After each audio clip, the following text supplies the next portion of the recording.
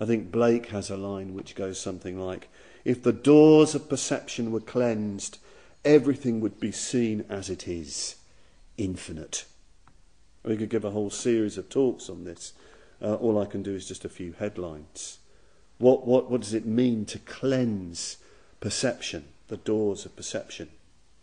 Well, the best clue I know, the simplest and most direct way and the most practical way that I've come across is the material that can be found in Sangharakshita's discussion of prajna as analytical aesthetic appreciation, which is found in Wisdom Beyond Words in his commentary on another Prajnaparamita text, the Ratnaguna Sanchayagata, the verses of the accumulation of precious qualities. It's a really superb discussion where he comes up with this notion of living in the greater mandala of uselessness, of aesthetic appreciation. And I really would recommend that you read it. I think it's one of his great contributions to the Dharma, great contributions to commentary on the Prajnaparamita.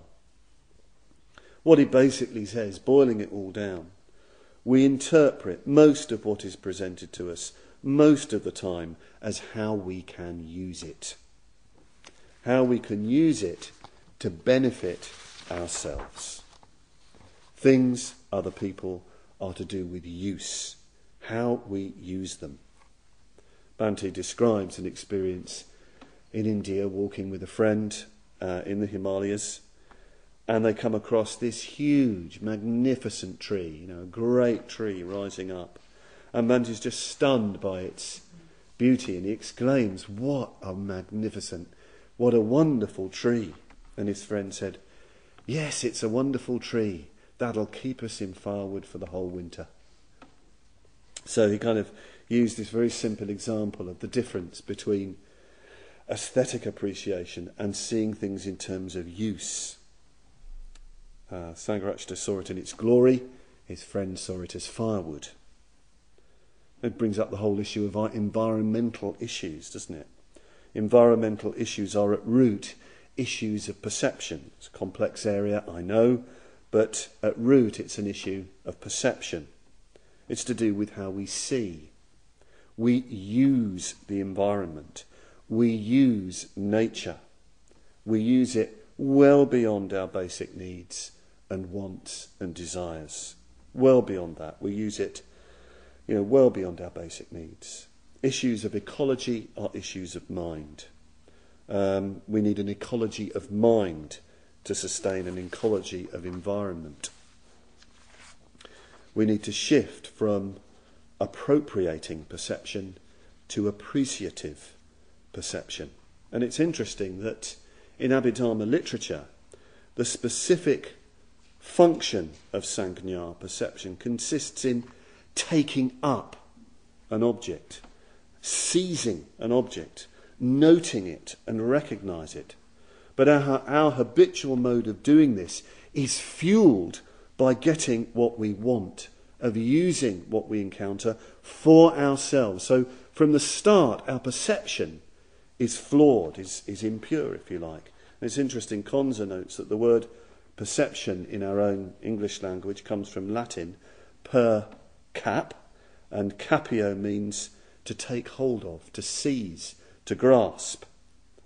To cleanse perception means to see things in themselves, to see them with appreciation, to see them aesthetically, to shift from samjna to prajna, prajnaparamita even. So let's apply that to nature in the environment. We need to practice just looking, just touching, just smelling, just appreciating, even enjoying our environment. I heard somebody tell me that somebody's going down to the nature reserve and they're smelling the mud in the nature reserve, just smelling. Fantastic. I thought, well, that person has really got an insight into the Diamond Sutra and what it's getting at. Just smelling mud. Fantastic. It's wonderful, isn't it? It's tangy. It's got a tangy scent, isn't it? It's fantastic. The practice of just looking, just looking, just smelling, just touching. The practice of walking alone in silence. It's great to go off for walks with friends, isn't it? But it's also good to walk alone around these parts, anywhere, just to take in. Years ago, Surita, he kind of was having a crisis in his spiritual life. He'd realised he was just been very driven. I think I can say that. He'd done a lot of good work, but he realised that he needed to change mode. And he discovered a practice which he called the garden practice, where every day he'd go and sit in the garden until such time he was, as he put it, in the garden. In the garden. He was no longer, as it were, just looking at the garden. He was in the garden. It was all to do with relaxing and just letting things be as they are. Very often, of course, when we're in nature, we want to grab, we want to grasp. We've got to reach for that camera. This is going to be a great shot to take home, put on my computer, show to friends. People will think I'm great because I've taken a great photograph. I'm not saying that taking photographs is wrong. Of course, you can have a very artistic approach to that. I think that out of our deeper appreciation of our environment, it will mean that we'll find gentler ways of treating our environment, gentler ways of using our environment. We have to use it to live, but we need to begin with appreciation. Again, I think sometimes the sort of moral, kind of doom-laden way in which environmental issues can be presented, trying to sort of scare people into doing something, I don't think it always works. I think we probably need to encourage people much more to appreciate. Big topic, I know.